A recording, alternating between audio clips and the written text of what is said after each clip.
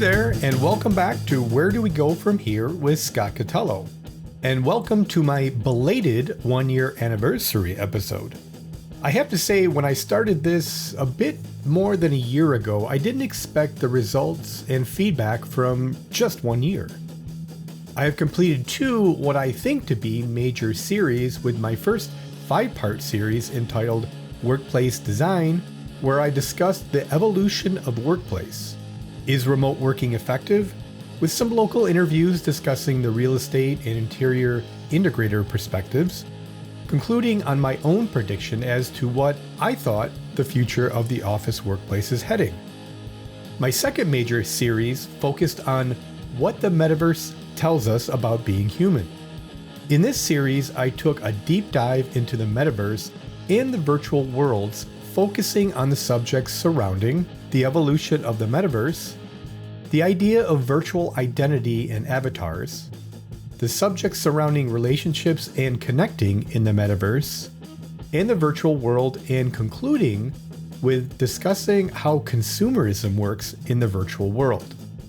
And between those 2 major series, I covered subject matter and conducted some really good interviews covering chatbots, video gaming, using scent in design, an interview with Tracy Pepe, mentoring with Mike Kirk, my old mentor, relationship building and public speaking with my new friend, Michael Angelo Caruso. All in all, I was in fact able to somehow keep the pace I intended on delivering a new episode every month, and I continue to strive for that. That being said, this episode centers around you, the listener, because without your kind viewership and subscriptions, this would all be for naught. As you know by now from my podcast, I love analytics. So here's a bit of where this podcast has evolved over the first year alone. So as we used to say in the old boxing days, here's a tale of a tape from my first year. As far as viewership, so far my podcast episodes have been downloaded or viewed around 2,000 times. I currently have 64 dedicated followers spanning 10 different countries. My most popular episode thus far was my episode on chatbots. What are they and why should you care? Now I state this as I'm not sure if this is good or bad, but it also doesn't really matter. I say this as I'm having such a good time doing these episodes and collaborating with my audience. Alright, I'll cut to the chase to the purpose of this episode. During the last year, I received some really good questions through my podcast email, catelloscott@gmail.com. And I want to first thank you, the listeners, so much for the questions. And more importantly, I want to use this episode to answer those questions submitted. I have selected some interesting general questions that I thought might also strike your interest. So without any further ado, let's get to some of the questions.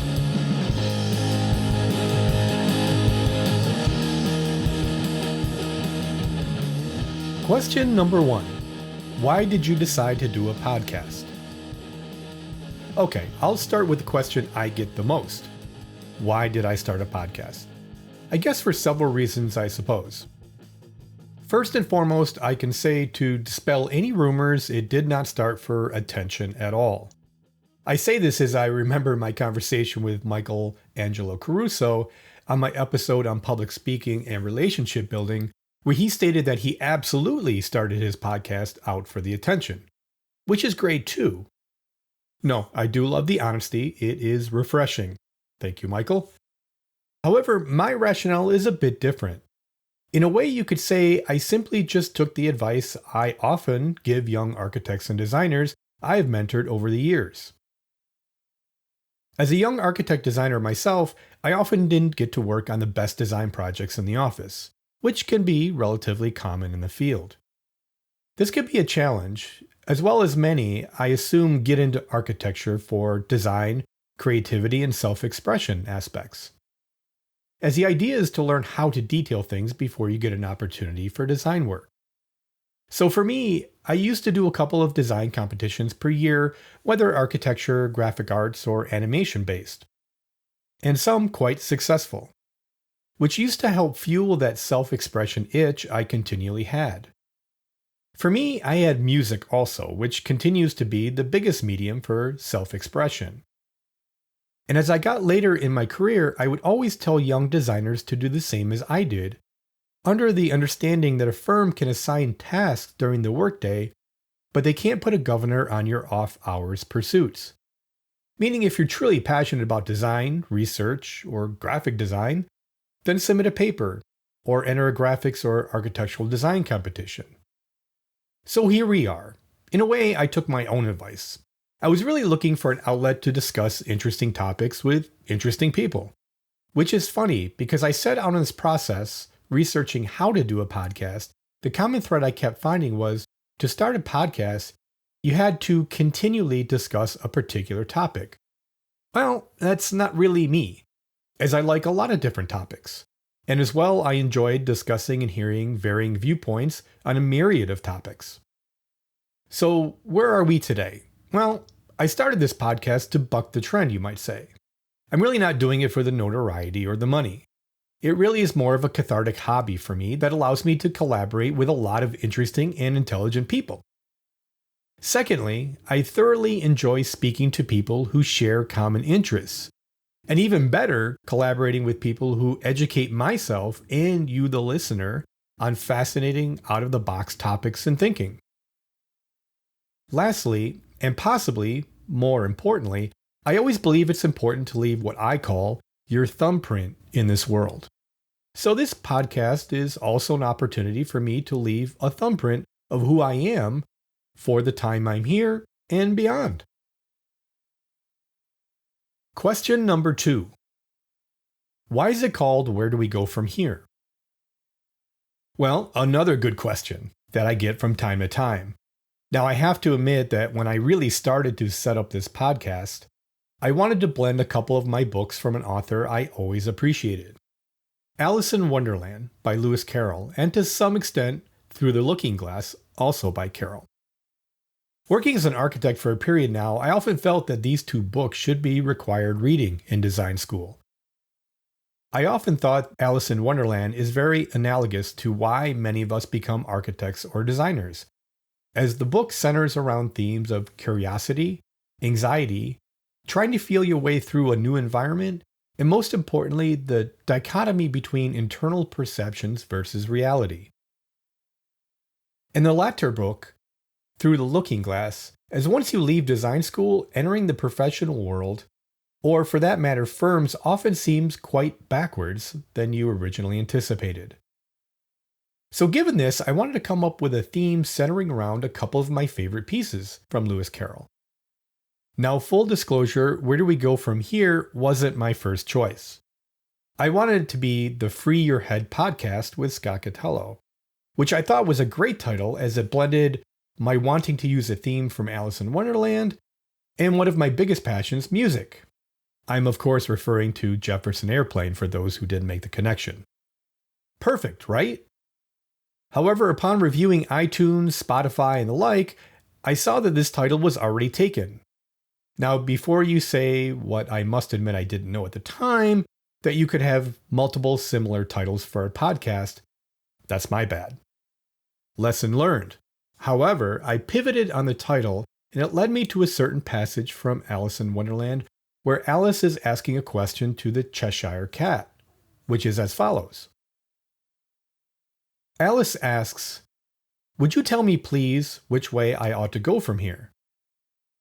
The cat, "That depends a good deal on where you want to get to." Alice, "I don't much care where." The cat, "Then it doesn't matter which way you go." Alice, "So long as I get somewhere?" The cat, "Oh, you're sure to do that, if only you walk long enough." This passage really resonated with me, and it really became the spark that helped create the podcast theme. As I stated previously, I didn't want a specific topic for my podcast. Instead, I wanted to cover many different topics, and to hopefully find where that topic could go. Therefore, I gravitated to the idea, similar to Alice, that it doesn't matter where you go so long as you get somewhere. And this became the theme of the podcast, at least for now. This next question stemmed from my 5-episode workplace series, Past, Present, and Future, that I received via LinkedIn. And the question was, how will our government respond to their large inventory of office given our current hybrid working model? Now, this is a great question, as the US government is the largest owner of office space, for those that didn't know, approximately 511 million square feet, according to the Government Accounting Office. As we all understand that remote working is here to stay, our government is really facing a huge challenge. As of 2022, about 46% of federal employees were working remotely in some capacity, compared to just 3% in 2019. This shift is in line with broader workforce trends, where over 25% of US employees now work remotely multiple days a week. Now, as I think back to episode 5 of my workplace design series, The Future of the Office, I touched on this subject, and let me see if I can recall. This phenomenon is most evident with government office space, as much of their space is located in major urban cities. The federal government currently owns over 460 million square feet of office space, many millions which are currently now sitting empty. The Government Accountability Office surveyed the 24 federal agencies that use the most of the federal government's buildings, and these include Departments of State, Commerce, Justice, Transportation, Homeland Security, and Education, as well as agencies like Social Security Administration, Environmental Protection Agency. Then, the GAO calculated the square footage of each agency's headquarters compared to its average in-person attendance during 1 week each in January, February, and March of 2023. The report found that on average, 17 of the 24 agencies surveyed used 25% or less of the available space in their headquarters buildings. Even agencies on the higher end only average between 40% and 49%. And this problem isn't unique to federal government. Washington, D.C.'s WTOP News reported in July that 18.9% of office buildings in the nation's capital are empty, a record high. In the first quarter of 2023, the vacancy rate in New York City rose to 16.1%, signifying 76 million square feet of empty office space. You may ask, why does the government office inventory matter to you and I? Well, all of us taxpayers are paying for it. Now, pivoting from the idea of creating an ecosystem for government office, which I still think is a viable solution for a new way the government should work. However, for our government, they have a unique opportunity as well, as building owners to consolidate many of their underutilized office space into one of several buildings, which has been a practice my team has been doing in our area with municipal clients by creating feasibility and spatial utilization studies. This will give the federal government the ability to create new office space that will act as a positive magnet to bring people back to the office and create a healthy office environment. This offers federal and local municipalities to sell back buildings to the private sector, which would help spur the local economies for either new businesses or adaptive reuse opportunities, which indirectly will boost the local tax base as many federal buildings are exempt from local taxes. Now, I speak from experience that government offices from the local, municipal, county, and federal level have long had utilization challenges, even well ahead of the pandemic. My impression remains that the COVID pandemic accelerated and amplified this issue by offboarding employees to remote working. Many government buildings were already underutilized, and the government building inventory was too large and unevenly dispersed to function efficiently, which led to skyrocketing maintenance costs and inefficiencies of the buildings. In response, the government most likely will downsize its office space by selling or leasing properties, focusing on flexible workspaces, or converting certain buildings for other public uses. The General Service Administration, GSA, has already begun reviewing underused spaces, with reports suggesting that the federal government could save up to $15 billion annually by consolidating office space and promoting telework. With the high maintenance costs of federal buildings, reducing the inventory could help streamline operations and better align with the changing work culture. These trends suggest that federal office spaces will likely undergo restructuring, focusing on efficiency and adaptability to the work-from-home era. Question number 4. Do you actually create all the music on the episodes? Well, the quick answer is yes. On each episode, I do create all the intro and outro and bumper music for the episode. On most episodes, I record all the guitar, bass, and drum tracks, and actually snuck in one vocal track thus far, which I rarely do. If you heard my isolated vocal tracks, you would probably understand why. Doing all the music was actually a milestone goal for doing this podcast. And as you perhaps have noticed or gathered on guest episodes, I will ask the guests to give me their favorite songs or artists, and I tailored the intro-outro music to their requests, which I found actually to be fun and challenging, as I got some really diverse musical requests, as you probably have heard. Question number 5. I noticed many of your episodes center around technology. Why the strong interest? Well, another great question. I've always had strong interest in technology, probably since my grandparents got me a Commodore 64 for Christmas when I was a kid. I've always stayed close to technology throughout my life walk, and it included running an IT department at the college I attended. I was also a software beta tester and trainer. However, my interest in technology has always centered around how it affects the human condition. You can see in past episodes, whether it was my episode on video gaming or my recent series on the Metaverse, I attempt to discuss the topic from a holistic level by describing the practical and innovative capabilities of technology, while also bearing in mind the social and psychological impacts it could have. Technology, after all, is a tool that can and should be used to make the world a better place, and yet, in the same vein, it can be used to weaponize and used to control and manipulate, which leads to a huge, slippery slope. So the purpose of my episodes surrounding technology will be to point out and identify both the good and bad, and always allow you, the listener, to make your own determination in hopes it will spark some interesting dialogue. Question number 6. What new things will be happening in the next year, or more importantly, where do you go from here? I like the question and the pun. Well, not to tip my hand too much, but I'll be doing perhaps a bit more interview episodes in the next year, as I really do enjoy the collaboration and learning about people and honestly just interacting with some really interesting people.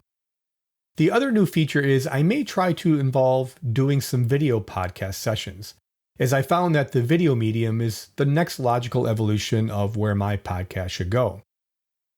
I'm looking forward to some new guests and series that I'm currently working on, and such topics could include an interview with a local business coach discussing communications and presentation skills, which I'm excited about, the subject of AI agents, perhaps a revisiting of the idea and status of the workplace. And I can honestly see this becoming an annual subject, at least for 1 or 2 episodes for this podcast. In the next year, I'll be looking to interview subject matter experts on economics, business, and the subject of leadership. And I will continue to try to integrate some more episodes on design and creativity. So for now, I do want to thank my current subscribers for supporting Where Do We Go From Here with Scott Catallo. And I have to give a big thanks to all the others who have downloaded or listened throughout my first year. As I do in every episode, I continue to ask you to listen.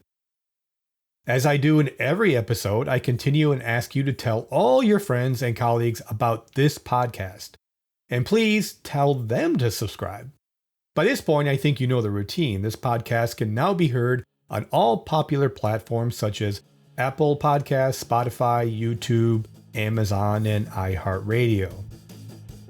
And as I conclude my 1-year anniversary episode, I thank you again for the continued support and continue to keep those questions coming by contacting me at catalloscott, CATALLOSCOTT @gmail.com.